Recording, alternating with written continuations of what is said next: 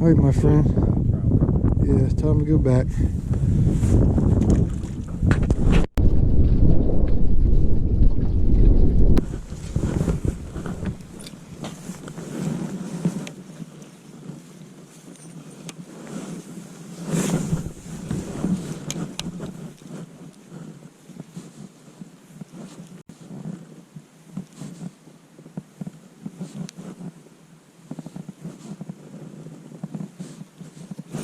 There he is. Okay. Trout. Told you there was one over there. Oh, what is he doing?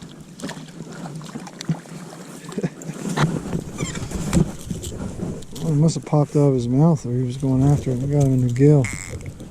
Oh, how you doing, Bubbles? They're small this year in here, though, man.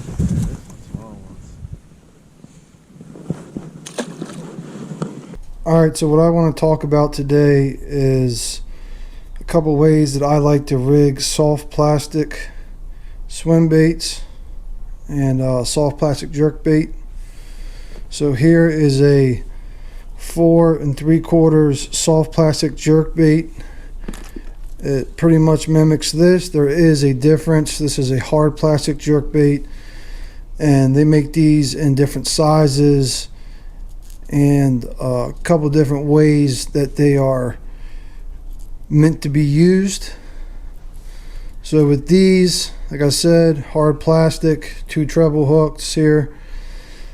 They make these in suspending, meaning if you jerk it, it'll just pause. They also make them in what I call slow rising. You jerk it, it'll slowly rise up. They also make them in slow sinking. Same deal, just reverse. You jerk it, it'll slowly sink. So that's your hard plastic jerk bait. Your soft plastic here. The way I like to rig these is the first way would be a weightless setup. This is a 4/0 hook. So I would just run it through here down to about where the bend is, come out just like that. This has a split belly, so what that's meant for is to make it weedless, so you could throw it in there like that, and that would make it weedless if you wanted to pull it maybe through some grass or maybe over a tree or something, so maybe laying on the bottom. Another way is you put the hook on the outside, mark it with your thumb to get your spot, run it up through, and now you're sitting on top. You can also make it weedless this way by skin hooking it. You push back on the hook as you're holding the soft plastic here in your hand, push it down in and bring it forward, and now it's just what they call skin hooked, where it's just under the surface. And then I would throw it out, jerk it, and it would slowly just kind of do something like this, kind of S down. That's one way I like to do it. That's typically how I'll start out. It seems to work pretty good for me in the summertime. So another way I like to rig this is with the bullet weight here. You put the bullet weight on your line, tie your bait onto your line next, and then unfortunately I don't have any right now, but then you would put a bobber stopper. What that does is that pegs it tight to here. It's kind of like a lock. It kind of locks that bullet weight onto the nose of the bait. And then what I would do is I would throw it out and work it like a swim jig, throw it out and just twitch my rod tip, and it would just kind of bounce it up and down. So that's another way you can work the soft plastic jerk bait. So next up we have a 3 3/4 paddle tail. You have a ball head jig here, and I like to get the ones that have the bait keepers. You can see here they make a couple different style of bait keepers. Some are better than others. You just got to experiment, see what you like.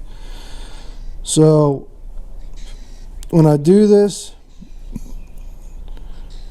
You see the bait's going to run like this. So you put the hook towards the bottom as you're going to turn it out.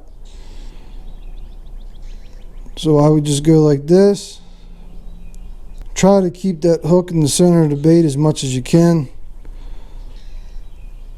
Right when it gets to the lead there, where the bait keeper is, I'll pull it through and then just push it in.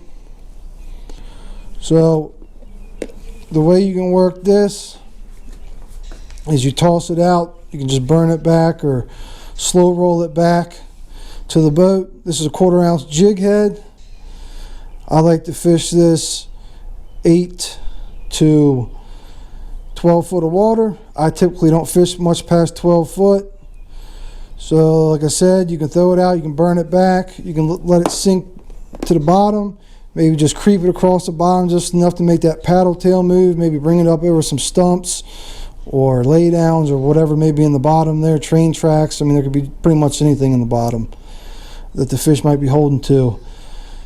Also, what you can do is you can throw it out, let it sink to the bottom, and then just pop it up kind of like a Ned rig. Just like that, make it maybe look like the bait fish is feeding off the bottom.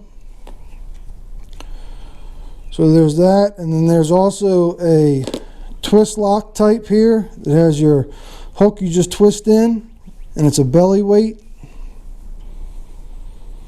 So you would just take that twist lock, throw it in. This bait's a little tore up. So I mark it with my thumb again. Bring it up through. This is a 2/0 hook, by the way, as well. So this one has like a relief cut out on the top. As you can see, it doesn't go all the way, because what that helps you do is pretty much kind of make it weedless, like I made this one. How I skin hooked it. But with the relief, it allows the hook to sit down into the bait a little bit, kind of just right below the actual head here. So it pretty much kind of makes it weedless for you without having to skin hook it. I do like it. That works pretty well. So the way you can use this with the belly weight, just throw it out. And I just, for these, personally me, I just like to reel it back, because what that belly weight does is it tries to even out that bait, and it gives it more of a natural presentation of a real, fish, like a bait fish, sunfish, perch, whatever, bluegill, whatever's in your body of water that you're fishing. So that's how I like to use that. These weights here, we'll talk about a little bit more. So like I said, you have a 1/4 ounce, a 3/16, and a 1/8, and you can take your biggest weight that you typically use, and you can put it on and use it. Like I said, the 1/4 ounce, I like to go 8 to 12 foot of water, but if I'm going to use it into, let's say, maybe like a foot of water.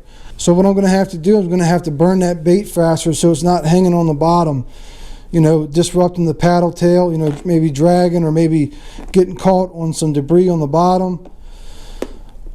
So maybe what you want to do is switch to a lighter, a 1/8 here, if you're fishing like a foot of water, 2 foot of water, maybe up towards the bank. So what that allows you to do is to reel that bait slower, but still keep the natural presentation of it. But also what you have to take into consideration is, do they want the bait fast, or do they want it slow? Maybe your heavier 1/4 ounce would work in that shallow water because they want that bait moving faster. So there's just things you have to take into consideration. Like I said, you just got to see what the fish want, and that's the way I like to rig my swim baits.